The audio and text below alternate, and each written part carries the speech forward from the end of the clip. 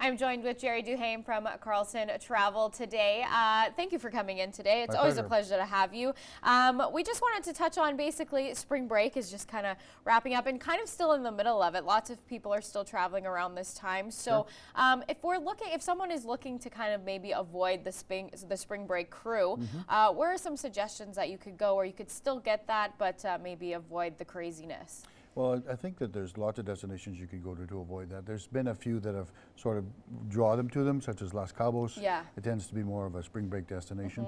But places like Watuco discourage it. It's more of an adult and family-friendly organization or destination, so it's a fun place to go. You don't get that. And other resorts do refrain from that sort of partiness, where they have adults-only resorts, so you can avoid that quite easily, actually. And it tends to be the more discounted pricing or the 3-star or 3.5-star properties, so any family that wants a great vacation and to avoid that can just upgrade a bit and they'd be fine. Absolutely, cool. And you were actually just got back from a group trip. Yes. And if someone is interested in doing that, do you want to just kind of explain where you went and some of the things that you guys got to do if someone's interested in kind of being a part of something like that? Oh, absolutely. It was probably one of the better trips that we've been on with our group. Yep. We had 29 people and we sailed on a cruise line called Oceania Cruises. And we started in Papeete, Tahiti.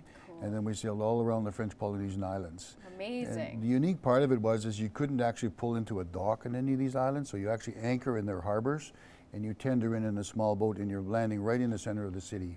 Amazing. And everywhere we went, the locals put on a little show. They had their dancers, and they had music playing, and they put little flowers in your ear or a belay around your neck. They were really welcoming the visitors. And I can honestly say that I haven't swam or snorkeled in any clearer water in the world. It's absolutely crystal clear.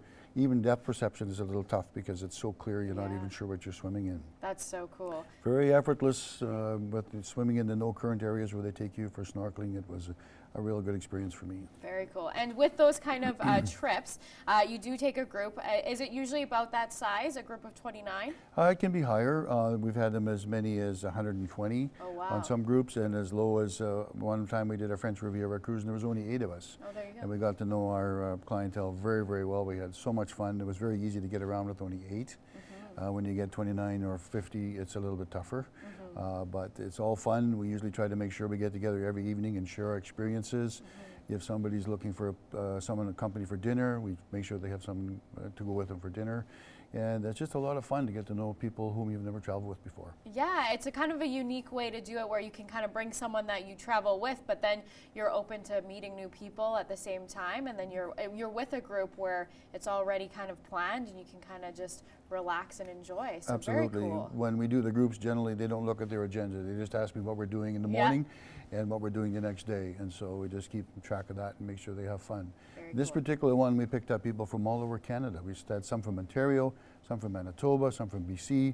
So collectively, when we finally got to the cruise ship, there was 29 of us. Very cool. We started off with 16 from here and ended up at 29 by the time we got to the boat. Awesome, very cool. And now, just real quickly, there's always some new deals coming up, and if people are looking for, maybe they don't necessarily want to go to a set destination and they're open to traveling somewhere, where are the current kind of deals that you're seeing? What we're seeing now for last minute bookings, if you're looking for a last minute destination, it's the destinations where there's we call it lift, the most number of flights tends to be destinations where there's maybe extra space available. Yeah. And so last minute here, I guess next weekend you could go to Puerto Vallarta for under $1,200, which would be your taxes and fees in an all-inclusive 3.5-star resort. Amazing. So there are deals out there if you don't mind waiting a little bit, and depending on what you're looking for. Cool, perfect. Well, thank you so much for coming in. You're always full of knowledge, and we appreciate having you, Gerry. Thank you My pleasure. for coming Thanks in. for having me. It's no always problem. a pleasure. Thank you.